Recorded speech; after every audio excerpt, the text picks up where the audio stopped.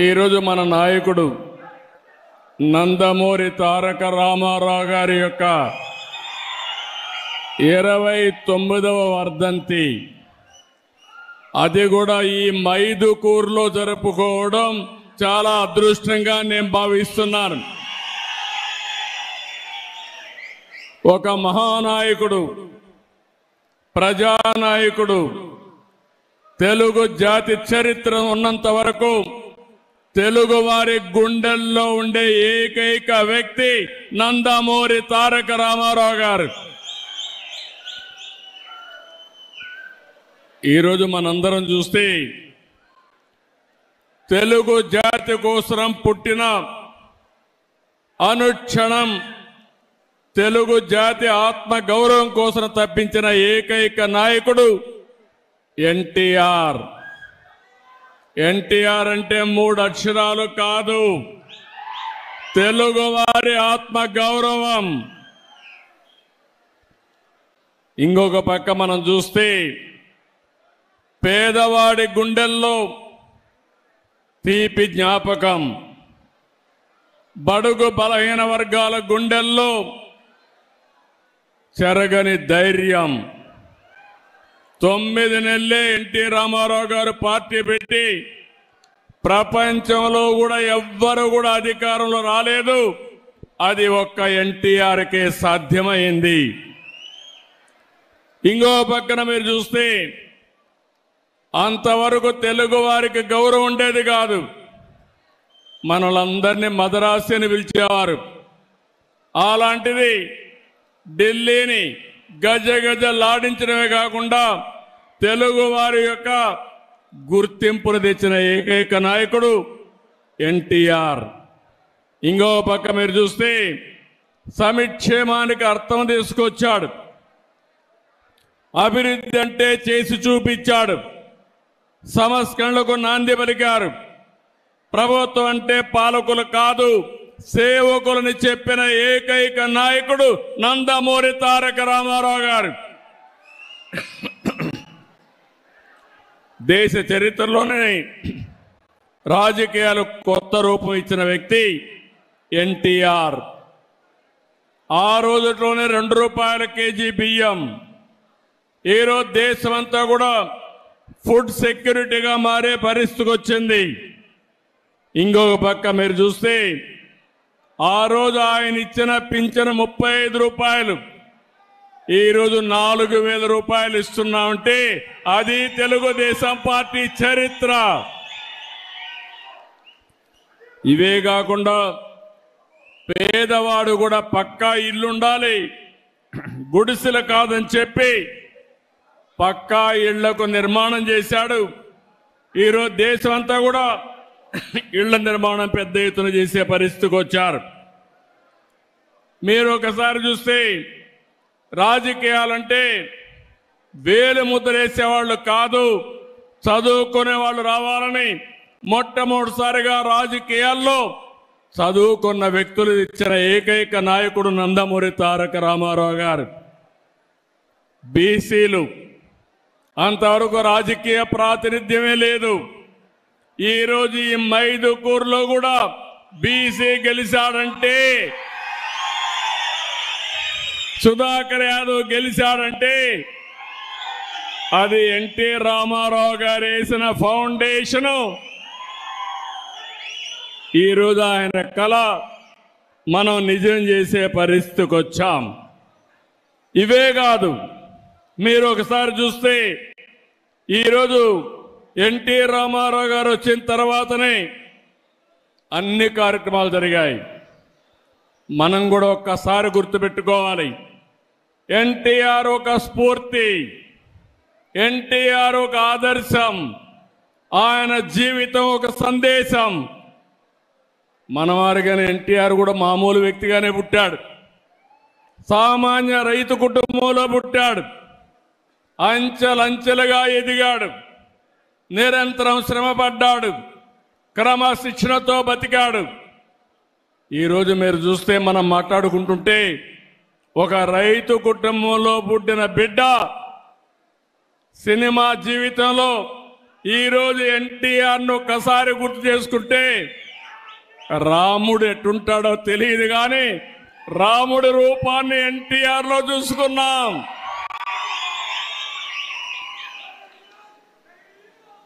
ఒక రాముడే కాదు, ఒక శ్రీకృష్ణుడు ఎట్టారు ఎవరికి తెలియదు. ఇప్పటికి కూడా శ్రీకృష్ణుడు అంటే ఎన్టీఆర్ రూపంలో చూస్తున్నాం. ఇది ఒకటే కాదు, ఆయన జీవితంలో మనం చూస్తే ఇప్పుడే కాదు ఇంకా మళ్ళా పుట్టరు. ఒకవేళ ఆయన చేసిన పాత్రలు చేయాలంటే మళ్ళీ ఎన్టీ రామారావు గారే పుట్టాలి తప్ప ఎవరికి సాధ్యం కాదు. ఇంకొక పక్కన రాజకీయాలు, కొత్త నిర్వచనం తీసుకొచ్చాడు. అంతవరకు చూస్తే రాజకీయాలంతా కూడా దోపిడీకి మారుపేరుగా ఉండే రాజకీయాల్ని ప్రజాహితం కోసం, ప్రజాసేవ కోసం రాజకీయాలను చేసిన నాయకుడు ఎన్టీ రామారావు గారు. మీరు ఒకసారి చూస్తే రాజకీయం అంటే పెత్తందారి విధానం కాదు, పేదల జీవితాలు మార్చేది రాజకీయం అని చెప్పి చేసి చూపించిన నాయకుడు ఎన్టీ రామారావు గారు. మీరు ఒకసారి చూసినప్పుడు బీసీలకు మొట్టమొదటిసారిగా స్థానిక సంస్థల్లో రిజర్వేషన్లు పెట్టిన వ్యక్తి ఎన్టీఆర్ అని చెప్పి నేను మీకు తెలియజేస్తున్నా. ఇదే కాకుండా మా ఆడబిడ్డలు ఈరోజు ధైర్యంగా మీరు డిమాండ్ చేసి మీ తల్లిదండ్రులు సంపాదించిన ఆస్తిలో సమాన హక్కు అడిగే అవకాశం వచ్చిందంటే అది ఎన్టీఆర్ ఇచ్చినటువంటి వరం, మీ అందరికీ ఆయన ఇచ్చిన చట్టం అని చెప్పి కూడా నేను మీకు తెలియజేస్తున్నా.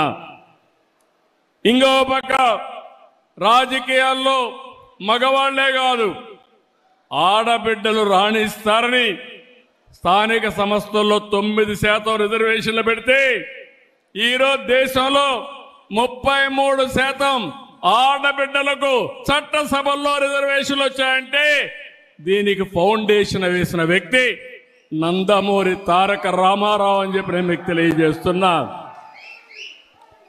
అంటే ఆ రోజు ఆ మహనీయుడు ఆలోచించాడు, దానికి అనుగుణంగా పాలసీలు తీసుకొచ్చాడు, అమలు చేశాడు. అది దేశానికే ఆదర్శంగా తయారయ్యే పరిస్థితి వచ్చింది. ఆడబిడ్డలు చదువుకోవాలని మహిళా విశ్వవిద్యాలయం పెట్టాడు. ఇంకో పక్కన బడుగు బలహీన వర్గాలకే కాకుండా పేదలు కానీ కార్మిక కర్షక మైనారిటీ సోదరులకి సంక్షేమ కార్యక్రమాలు తీసుకొచ్చాడు. ఆయన ఒకటే ఆలోచించాడు, పేదరికం పూర్తిగా నిర్మూలించాలనేది ఎన్టీ రామారావు గారి కళ. నేను ఒకటే చెప్తున్నా, భవిష్యత్తులో జీరో పావర్టీ, పేదరికం లేని సమాజం ఒక్క తెలుగుదేశం పార్టీతోనే సాధ్యం. అది చేసి నిరూపిస్తాం. ఇంకో పక్కన కరువు సీమ, రాయలసీమ, ఒకప్పుడు రాయలేలిన సీమ, రతనాల సీమ, తర్వాత కరువు వచ్చి ఈ ప్రాంతంలో మనం చూస్తే నేను కూడా ముఖ్యమంత్రి అయినప్పుడు కరువు వస్తే నీళ్లు కూడా లేవు. అనంతపూర్ లాంటి జిల్లా ఎడారిగా మారిపోతుందని శాస్త్రజ్ఞులు చెప్పడమే కాకుండా రాయదుర్గ ప్రాంతం అయితే ఎడారిగా మారిపోయే సూచనలు వచ్చాయి. ఎడారిగా మారకుండా నేను కొన్ని వందల కోట్ల రూపాయలు ఖర్చు పెట్టి పనులు చేసే పరిస్థితికి వచ్చాం. కానీ ఎన్టీ రామారావు గారి స్ఫూర్తిని మీరు చూస్తే ఆ రోజు తెలుగు గంగ, హంద్రి నీవా, గాలేరు నగిరి కాలువలు ప్రారంభించి రాయలసీమ రాళ్లసీమ కాదు రతనాల సీమ కావాలని ఫౌండేషన్ వేసిన వ్యక్తి ఎన్టీఆర్. ఈరోజు మీరు చూస్తే ఈ జిల్లాలో గండికోట ఆయన ఆ రోజు కట్టింది. అన్ని ప్రాజెక్టులు మనం చేసినంత కూడా ఆయన కట్టినట్టువే. కాంగ్రెస్ పార్టీ ఏం చేయలేదు తమ్ముళ్ళు. ఈ జిల్లాలో నాయకులు కథలు చెప్పారు తప్ప ఏమన్నా చేశారా మీకని అడుగుతున్నా. ఈ జిల్లాలో ఏమైనా అభివృద్ధి అయిందా అని మిమ్మల్ని అడుగుతున్నా. తెలుగుదేశం చేసిన అభివృద్ధి తప్ప కడప జిల్లాలో ఎప్పుడూ వాళ్ళు ఏమీ చేసిన పరిస్థితి లేదు. నిన్న కూడా ఇరిగేషన్లో మనమే చేశాం, మళ్ళీ హామీ ఇస్తున్నాం. ఇరిగేషన్లో పెద్ద ఎత్తున ప్రాజెక్టులు కట్టాం, కానీ ఆ ప్రాజెక్టులో ఉండే నీళ్లు వాడుకోలేకపోతున్నాం. ఆ నీళ్లన్నీ కూడా సమర్థవంతంగా వాడుకోవడానికి ఈ కడప జిల్లా నేను అన్ని విధాలా సహకరిస్తానని మీ అందరికీ హామీ ఇస్తున్నా. అది కూడా ఇంకొక పక్క ఎన్నోసార్లు చెప్పాను, ఈ కడప జిల్లా తయారవుతుందని. మామూలు వరి పంట కంటే హార్టికల్చర్ పండ్ల తోటలు వేసుకుంటే రెండింతలు మూడింతలు. ఇంత మునుపు కూడా బనానా కానీ ఆరెంజెస్ కానీ దీనికి ప్రాధాన్యత ఇచ్చాం. మళ్ళీ నేను శ్రద్ధ పెడతాను. ఈ జిల్లాలో ఉండే నీళ్లు ఉపయోగించుకోవడానికి అన్ని పనులు చేస్తాను. మీరు ఒకసారి చూస్తే నేనున్నప్పుడు రాయలసీమలో మైక్రో ఇరిగేషన్కి 90% సబ్సిడీ ఇచ్చాం. అది కూడా తీసేసే పరిస్థితికి వచ్చారు. మళ్ళీ నేను వచ్చిన వెంటనే రాయలసీమ రైతాంగానికి మంచి జరగాలని ఈరోజు 90% సబ్సిడీతో డ్రిప్ ఇరిగేషన్ మీకు ఇస్తున్నానంటే అది తెలుగుదేశం పార్టీ. ఒక పక్క డ్రిప్ ఇరిగేషన్ వచ్చి, ఒక పక్క ఆధునీకరణ వచ్చి, ఇంకో పక్క హార్టికల్చర్ పంటలు వేసుకుని మార్కెటింగ్ అని ఎస్టాబ్లిష్ చేస్తే ఈ రాయలసీమకు తిరుగుండదు. నిన్న కూడా కేబినెట్లో మాట్లాడాను. రాయలసీమలో ఎక్కువ ఆదాయం వచ్చే జిల్లాలు చూస్తే కడప, అనంతపురం జిల్లాలు కూడా ముందుకు వచ్చే పరిస్థితికి వచ్చింది. మీరు శ్రద్ధ పెట్టండి. నేను ఒకటే చెప్తున్నా, ఈ రాయలసీమని ఈ కడపలో ఒకప్పుడు మీరు చూస్తే ముఠా కక్షలు ఉండేటివి, చంపుకునే సంస్కృతి ఉండేది. నేను గర్వంగా చెప్పగలుగుతున్నా, ముఠాలను పూర్తిగా అణిచివేసిన పార్టీ తెలుగుదేశం పార్టీ. దీన్ని రాబోయే రోజుల్లో నెక్స్ట్ లెవెల్కి ఎట్ట తీసుకుపోతామని చెప్పి కూడా నేను మీ అందరికీ హామీ ఇస్తున్నా. ఇంకో పక్కన నేను నిన్న మొన్న మాట్లాడాను, పోలవరం ప్రాజెక్టు ఈ రాష్ట్రానికి ఒక జీవనాడి.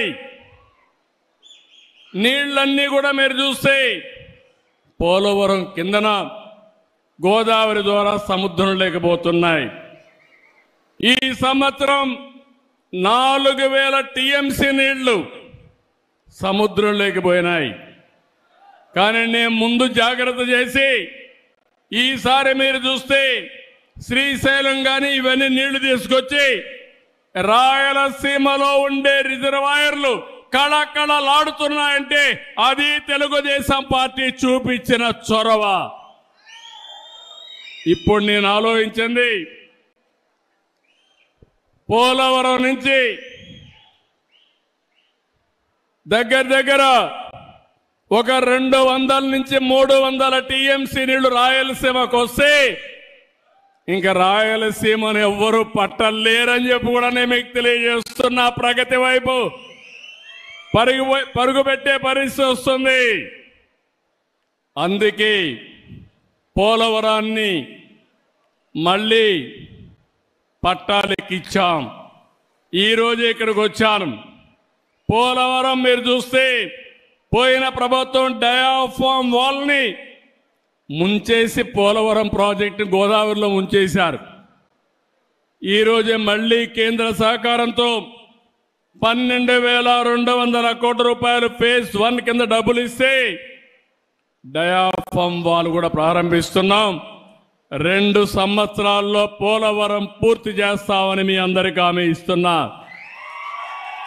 ఇప్పటికీ పోలవరం కృష్ణ అనుసంధానం చేశాం. కృష్ణా డెల్టాలో వాడే నీళ్లు శ్రీశైలం ద్వారా రాయలసీమకి ఇచ్చాం. అందుకే నేను ఆలోచిస్తున్నాను, రేపు రాబోయే రోజుల్లో గోదావరి, పెన్నా, పోలవరం, బనకచెర్ల వరకు అనుసంధానం చేయగలిగితే అది ఒక గేమ్ చేంజర్గా తయారవుతుంది. ఇంకా ఇబ్బందే ఉండదు.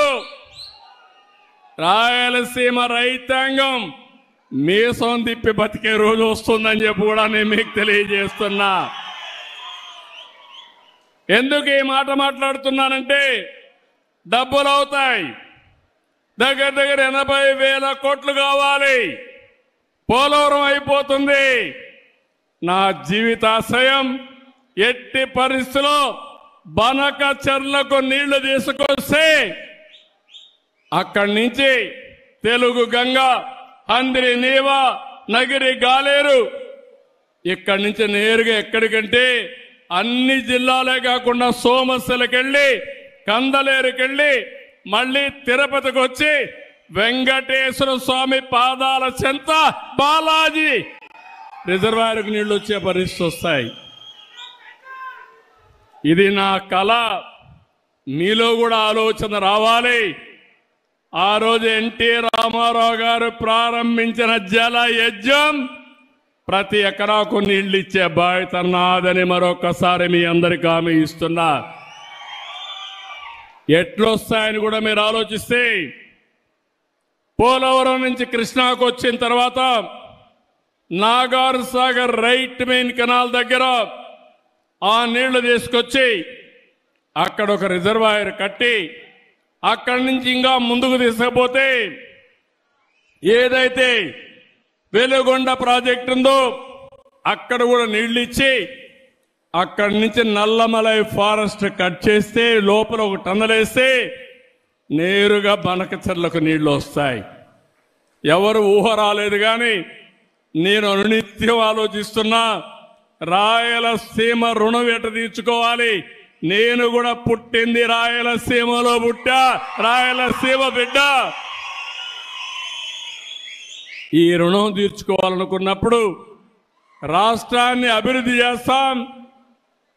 కరువు జిల్లాలైన రాయలసీమని అభివృద్ధి చేసే బాధ్యత తీసుకుంటానని చెప్పి కూడా నేను మీకు తెలియజేస్తున్నా.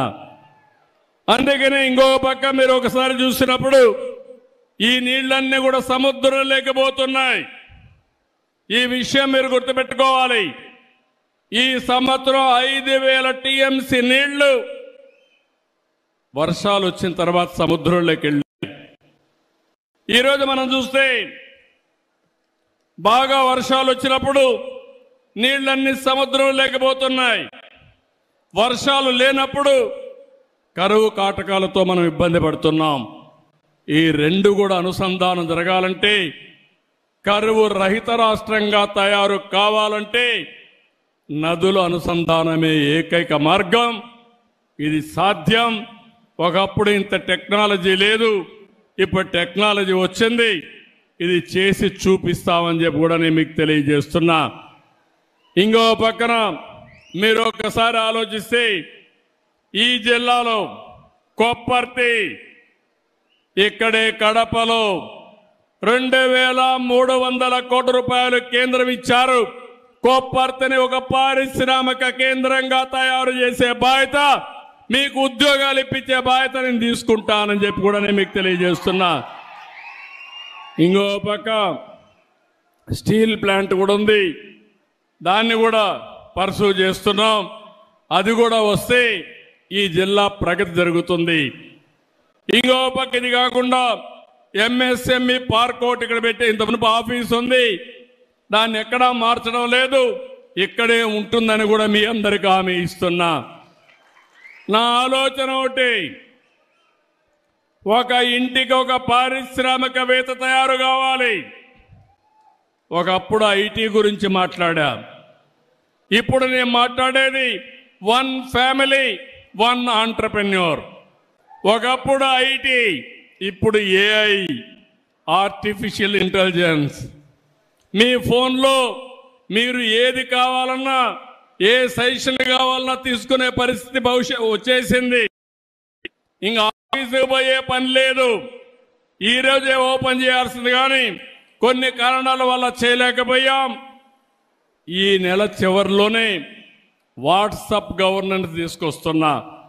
మీ సెల్ ఫోన్లో మీకు ఏ పని కావాలన్నా ఒక మెసేజ్ పెట్టినా, మీరు మెసేజ్ పెట్టడం తెలియకపోతే మామూలుగా మీరు మాట్లాడినా మీకు ఆ పని చేసి పెట్టే బాధ్యత ఈ ప్రభుత్వం తీసుకుంటుంది. ఆఫీసులకు పోయే పని లేదు. ఆఫీసులే మిమ్మల్ని ఎదుర్కొంటూ వచ్చి మీరెక్కడుంటే అక్కడ పనులు చేసే పరిస్థితి తీసుకొస్తామని కూడా మీకు తెలియజేస్తున్నా. ఇలాంటివి మీరు చూసినప్పుడు, ఇంకా కొన్ని విషయాలు వచ్చినప్పుడు, ఈ జిల్లాలో రోడ్డు వ్యవస్థ మీరు చూశారు. రాయలసీమలో ఎయిర్పోర్ట్లు చూశారు. ఇప్పుడే చూశారు మన ఎయిర్పోర్ట్ను కూడా 250 కోట్ల రూపాయలతో టర్మినల్ కూడా కడుతున్నారు. నేనే రన్వే కూడా ఇంప్రూవ్ చేయించాను. అప్పట్లో నేనే నైట్ ల్యాండింగ్ ఫెసిలిటీ పెట్టాను. 5 ఏళ్ళు ఒక్క ఫ్లైట్ రాలేదు. ఇప్పుడు ఫ్లైట్లు ప్రారంభమైనాయి. భవిష్యత్తులో కడప కేంద్రంగా అనేక నగరాలకు కనెక్టివిటీ వచ్చే పరిస్థితి వస్తుంది. ఎక్కడికి పోవాలన్నా మీరు వెళ్ళి పని చూసుకొని సాయంత్రం ఇంటికి వచ్చే పరిస్థితి వస్తుంది.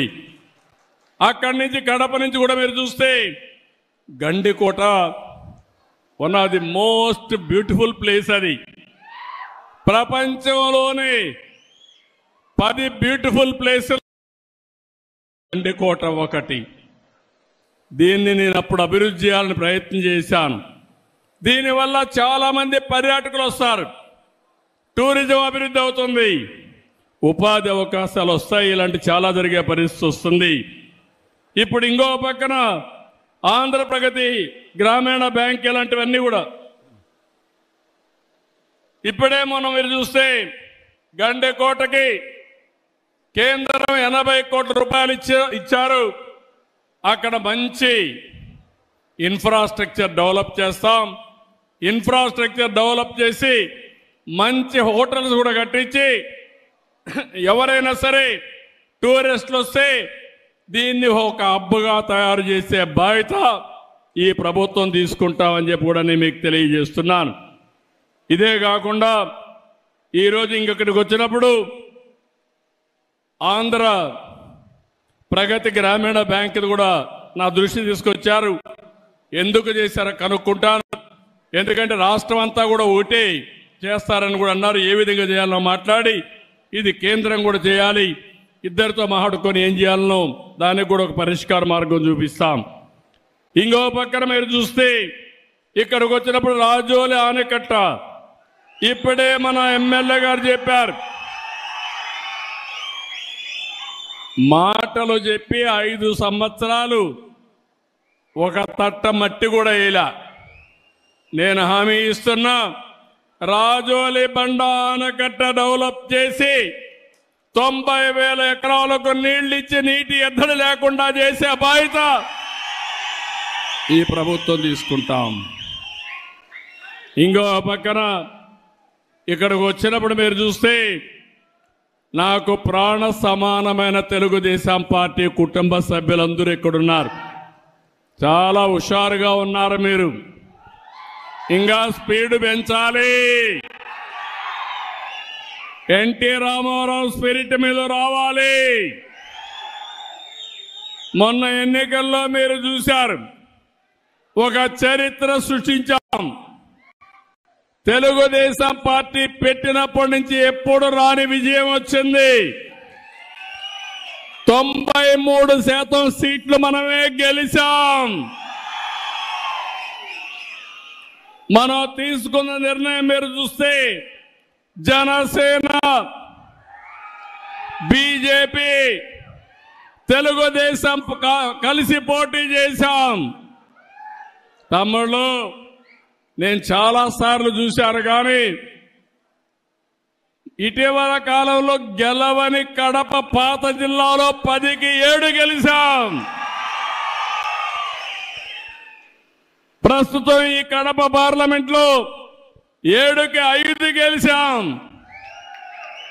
ఇంకొంచెం కష్టపడుంటే పార్లమెంట్ కూడా గెలిచేవాళ్ళం. ఆ 2 సీట్లు కూడా గెలిచేవాళ్ళం.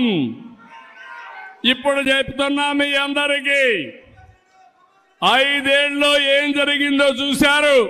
ఈ 5 ఏళ్ళలో మీ జీవితాల్లో ఏ విధంగా వెలుగులు వస్తాయో మీరే చూడబోతున్నారు. ఆ తర్వాత 7కు 7 గెలిపించాలి, 10కి 10 గెలవాలి, పార్లమెంట్లు కూడా గెలవాలి. అప్పుడే అభివృద్ధి సాధ్యం. మీరు ఒక విషయం గుర్తుపెట్టుకోవాలి. ఈరోజు కేంద్రంలో ఎన్డీఏ పాలన ఉంది, రాష్ట్రంలో ఎన్డీఏ పాలన ఉంది. ఎన్నికల ముందు ఈ విధంగా నవ్వుతూ మాట్లాడిన సందర్భమే లేదు. కూర్చోవాలంటే భయం, ఇంట్లో నవ్వాలంటే భయం, దారిలో ఇంట్లో నుంచి బయట రావాలంటే భయం. మా ప్రెస్ వాళ్ళు ఎవరైనా ఒక ఆర్టికల్ రాయాలంటే వణుకు. 2430 జీవో గుర్తొస్తుంది మీ అందరికీ. కానీ తమ్ముళ్ళు, ప్రజాస్వామ్యంలో ఈరోజు మీరు స్వేచ్ఛగా ఉండగలుగుతున్నారంటే అది ప్రజాస్వామ్యం అని చెప్పి మరొక్కసారి తెలియజేస్తున్నా. విర్రవీగిన నియంతలందరూ కూడా కాలగర్భంలో కలిసిపోయారు. ఎప్పుడైనా సరే మనం చేసిన పనులే శాశ్వతం. ఎన్టీఆర్ గుర్తున్నాడంటే చనిపోయి 29 సంవత్సరాలైనా రోజు రోజుకు ఆయన పైన ప్రేమ ఆదరణ పెరిగిందంటే ఏంటి తమ్ముళ్ళు దానికి కారణం? మనం చేసిన పనులు అవునా కాదా? అలాంటివి మనం గుర్తుపెట్టుకోవాల్సిన అవసరం ఉంది. ఈరోజు కేంద్రం వచ్చిన తర్వాత నేను కూడా, మీరందరూ ఒక మంచి పని చేశారు. తెలుగుదేశం పార్టీ ఎన్డీఏ కార్యకర్తలు కూడా కష్టపడ్డారు, మెజారిటీ గెలిపించారు. 21 పార్లమెంటు సీట్లు గెలిపించారు మీరందరూ 25కు. ఇంకొంచెం కష్టపడి ఉంటే 25 గెలిచేవాళ్ళం. అని ఆ 21 సీట్లు ఒక సంజీవనిగా మారాయి. రాష్ట్రం అస్తవ్యస్తంగా ఉంది. వెంటిలేటర్ పైనుండే రాష్ట్రానికి ఆక్సిజన్ కేంద్రం ఇచ్చే పరిస్థితి వచ్చింది. ఈరోజు కష్టాలన్నీ తీరిపోయే పరిస్థితికి వస్తున్నాం, కానీ పూర్తిగా తీరిపోలేదు. అందుకే మీరు ఒక్కసారి ఆలోచిస్తే అమరావతి ప్రాజెక్ట్ని మళ్ళీ ఒకసారి అమరావతిని మనం గట్టెక్కించే పరిస్థితికి వచ్చాం. ఇంకో పక్కన పోలవరానికి ప్రాణం పోసే పరిస్థితికి వచ్చాం. విశాఖపట్నం రైల్వే జోన్ ఇచ్చారు. ఇంకో పక్కన నిన్ననే మీరు చూస్తే విశాఖ ఉక్కు, ఆంధ్రుల హక్కు అని పోరాటం చేస్తే అది కూడా కన్నుమరుగయ్యే పరిస్థితి వస్తే 13,000 కోట్ల రూపాయలు ఇచ్చి కేంద్రం ఆదుకున్నారంటే అది ఒక చరిత్ర. ఆ చరిత్ర ఎన్డీఏ వల్లనే సాధ్యం, కానీ వేరే వల్ల కాదని మరొకసారి మీకు విజ్ఞప్తి చేస్తున్నా. ఈరోజు అభివృద్ధి జరుగుతూ ఉంది. నేను ఒకటే మీ అందరికీ హామీ ఇస్తున్నా, భవిష్యత్తులో కూడా మీకు అండగా ఉంటాం. నేను అభివృద్ధి, సంక్షేమం, సుపరిపాలన నాందిగా మాట్లాడాను. ఎన్నికల్లో ఈ విషయమే చెప్పాను. నన్ను నమ్మారు, మా కూటమిని నమ్మారు, నన్ను మా మిత్రుడు పవన్ కళ్యాణ్ గారిని, బీజేపీని నమ్మారు, నరేంద్ర మోడీ గారిని నమ్మారు. మీరందరూ ఓట్లేశారు. ఈరోజు మీ రుణం తీర్చుకుని కార్యక్రమానికి శ్రీకారం చుట్టాం. ఈరోజు మీరు చూస్తే అభివృద్ధిని పట్టాలెక్కించాం. ఎక్కడికక్కడ ఒక్కొక్క పని చేసుకుంటూ ముందుకు పోతున్నాం. రాయలసీమలో కానీ రాష్ట్రంలో కానీ ఒక నేషనల్ హైవేస్ అన్ని 50,000 కోట్ల రూపాయలు ఖర్చు పెట్టి 3 ఏళ్లలో పూర్తి చేస్తున్నాం. 70,000 కోట్ల రూపాయల రైల్వే లైన్స్ అన్ని, రైల్వే స్టేషన్స్ అన్ని పూర్తి చేసే బాధ్యత తీసుకున్నాం. నిన్ననే అనౌన్స్ చేశాను.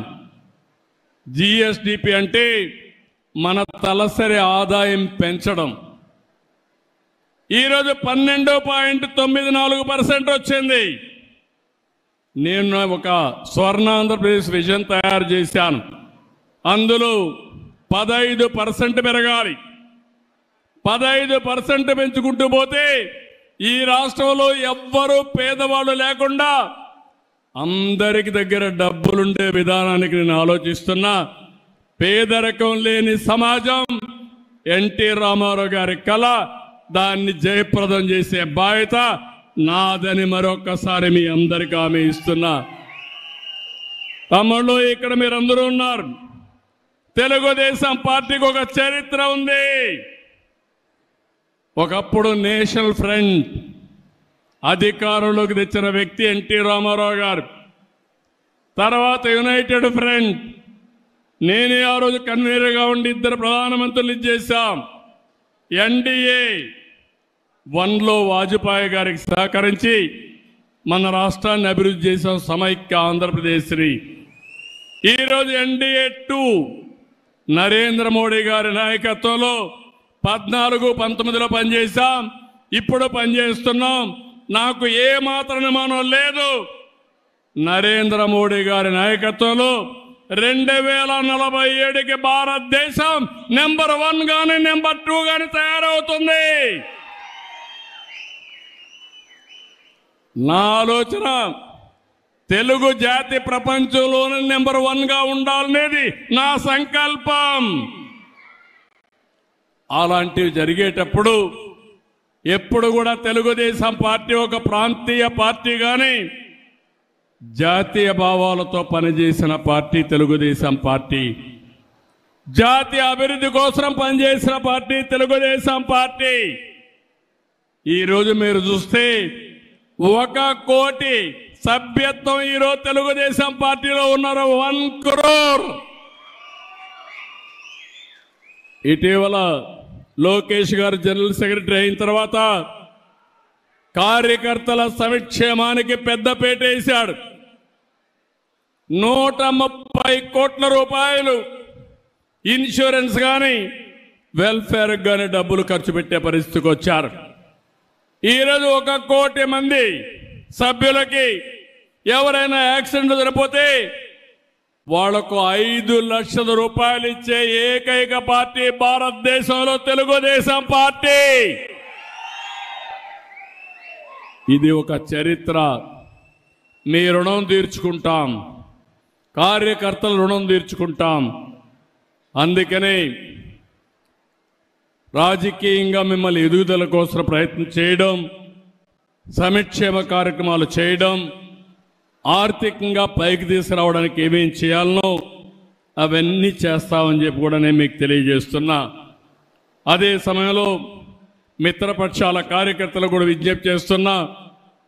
ఎక్కడికక్కడ అందరూ సమిష్టిగా పనిచేసుకుని మళ్ళీ ఎప్పుడు ఎన్నికలు పెట్టినా అఖండ విజయంతో ఎన్డీఏ గెలిచే పరిస్థితి మీరు ఉండాల్సిన బాధ్యత మీ మీద ఉంది. ఎప్పుడైతే నేను ఎన్నోసార్లు చెప్పాను, డబల్ ఇంజన్ సర్కార్, కేంద్రం రాష్ట్రంలో ఎన్డీఏనే ఉండాలి. అప్పుడే అభివృద్ధి పరిగెత్తిస్తుంది. అందుకే ఈరోజు చూస్తే డబల్ ఇంజన్ సర్కార్, డబల్ ఇంజన్ గ్రోత్ రేట్ వస్తుంది, డబుల్ డిజిట్ గ్రోత్ రేట్ వస్తుంది. 2 ప్రభుత్వాలు కలిసాం, పనులు చేశాం. 13% అభివృద్ధి జరిగే పరిస్థితి వచ్చింది. జిఎస్టిపి వచ్చింది. ఇది 15-16%కి తీసుకపోతే పేదరికం అనే మాటే ఉండదని చెప్పి కూడా నేను మీకు తెలియజేస్తున్నా. నాకు ప్రాణ సమానమైన తెలుగుదేశం పార్టీ కుటుంబ సభ్యులందరినీ మరొక్కసారి కోరుతున్నా, మీరందరూ కూడా ఇలాంటి ఎన్టీ రామారావు గారి యొక్క 9వ వర్ధంతి సభలో ఒక సంకల్పం చేయాలి. మీ ప్రాంతంలో జీరో పావర్టీని సాధిస్తామని, ఆ జీరో పావర్టీ సాధించిన తర్వాత ఆర్థిక అసమానతలు లేనటువంటి సమాజం కోసం నిరంతరం పనిచేస్తామని మనం ఒక సంకల్పం చేసి ముందుకు పోవాలి. ఇది సాధ్యం. చాలామందికి అనిపిస్తుంది, నేను ముందు మాట్లాడితే, ఒకప్పుడు ఐటీ మాట్లాడితే నన్ను ఎగతాళి చేశారు, సెల్ ఫోన్ మాట్లాడితే ఇదేంటన్నారు, సెల్ ఫోన్ తిండి పెడుతున్నా అన్నారు. ఇప్పుడు సెల్ ఫోన్ లేకపోతే భార్య లేకపోతే భర్త ఉంటాడు, భర్త లేకపోతే భార్య ఉంటుంది, సెల్ ఫోన్ లేకపోతే ఇద్దరు ఉండలేరు. అవునా కాదా తమ్ముళ్ళు అని అడుగుతున్నా. దానికి కూడా ఒక మీనింగ్ ఉంది.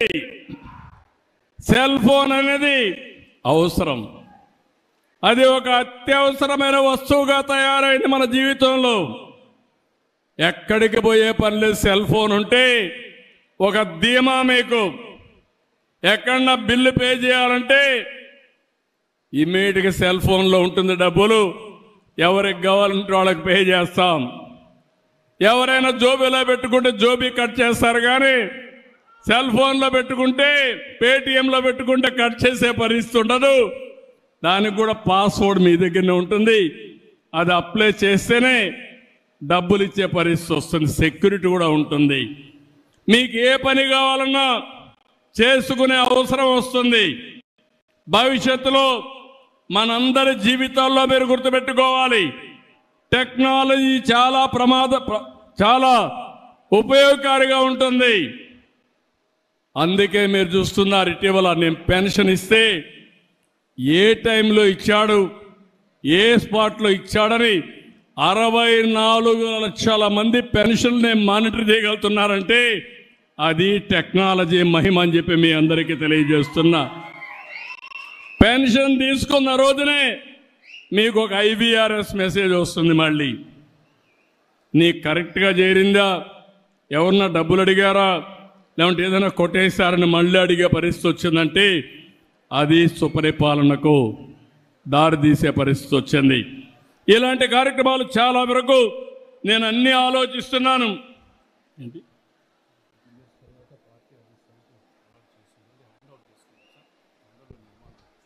ఈరోజే మీరు చూస్తే ఇంకొక శుభవార్త కూడా, 5-6 సంవత్సరాలుగా మన వాళ్ళు చాలా కష్టపడి శ్రీనివాసరెడ్డి గారి నాయకత్వంలో కడపలో మనకంటూ సొంత ఇల్లు కట్టుకుంటున్నాం, పార్టీ ఇల్లు కట్టుకుంటున్నాం, పార్టీ ఆఫీసు కట్టుకుంటున్నాం.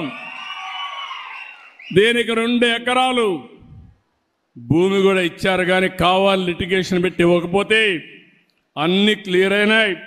నేను ఒకటే ఆదేశిస్తున్నా, 18 నెలల్లో పార్టీ ఆఫీసు పూర్తి చేసి మళ్ళీ ప్రతి ఒక్క కార్యకర్త కడపకు వస్తే సొంత ఇంటికి వచ్చి ఒక కాఫీ తాగే విధంగా 6 months ఓకే, నేను పూర్తిగా చేయాలంటే 18 నెలలను మోడర్న్ టెక్నాలజీ ఉపయోగిస్తానంటున్నాడు. 6 నెలల లోపలనే పూర్తి చేస్తానంటున్నాడు. ఈరోజు జనవరి,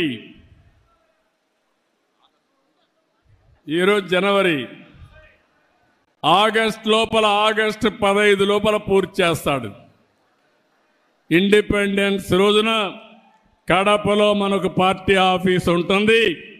అది శ్రీనివాసరెడ్డి ఇచ్చిన హామీ, అది నెరవేర్చుకునే విధంగా వేదికపై నుండే నాయకులందరూ పనిచేయాలని కోరుకుంటూ, తెలుగుదేశం పార్టీ ఒకటే హామీ ఇస్తున్నా.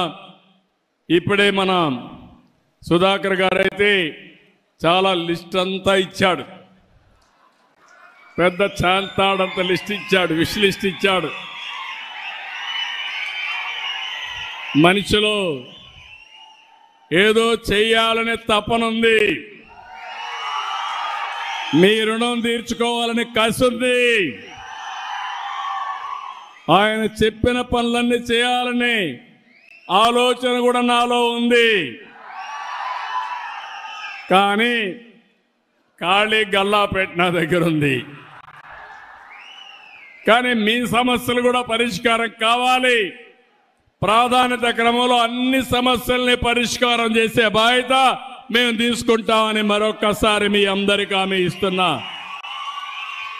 ఈరోజు నేను ఇక్కడికి వచ్చింది స్వచ్ఛ ఆంధ్రప్రదేశ్ని ప్రతి 3వ శనివారం మనమందరం అమలు చేయాలని వచ్చాను. స్వర్ణాంధ్రప్రదేశ్ లాంచ్ చేశాను. ఆ స్వర్ణాంధ్రప్రదేశ్ కోసం స్వచ్ఛ ఆంధ్రప్రదేశ్ కూడా అవసరం. అది కూడా మైదుకూరులో ప్రారంభించడం నా అదృష్టంగా నేను భావిస్తున్నాను.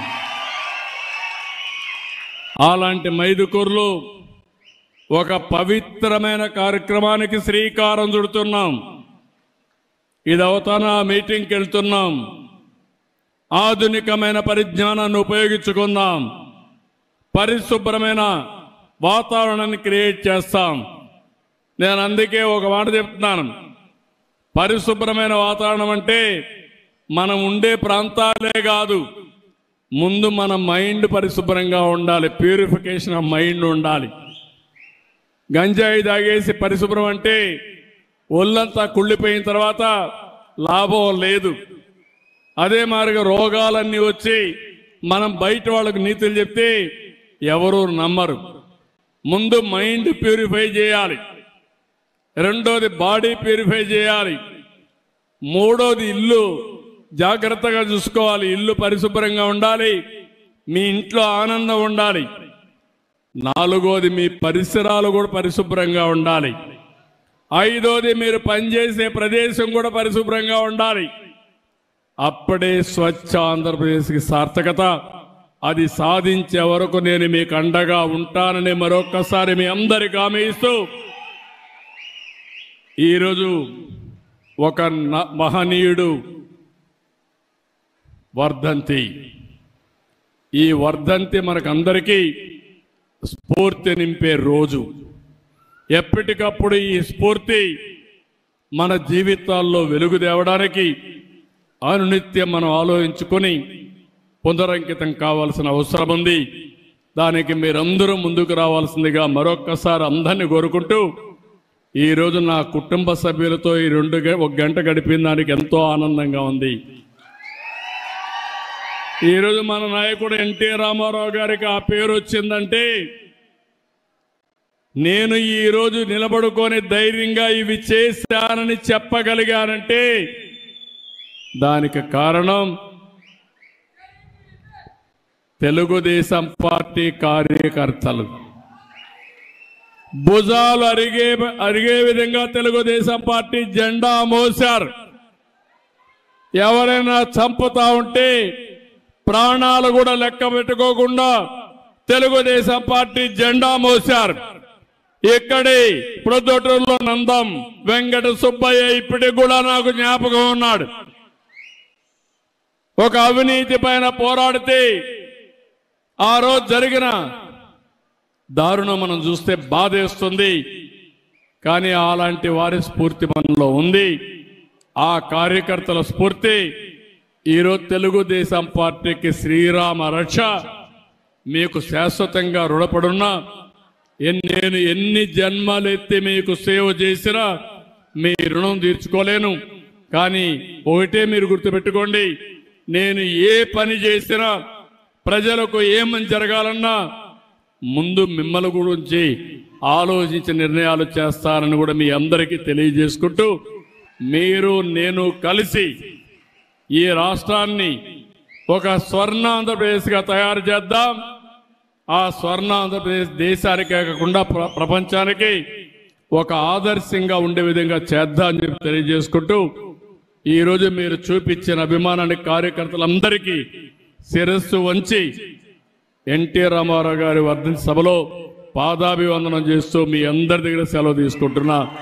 జై హింద్, జై తెలుగుదేశం. ఎన్టీఆర్ అమర్ హై. NTR, NTR, NTR. Thank you అనండా.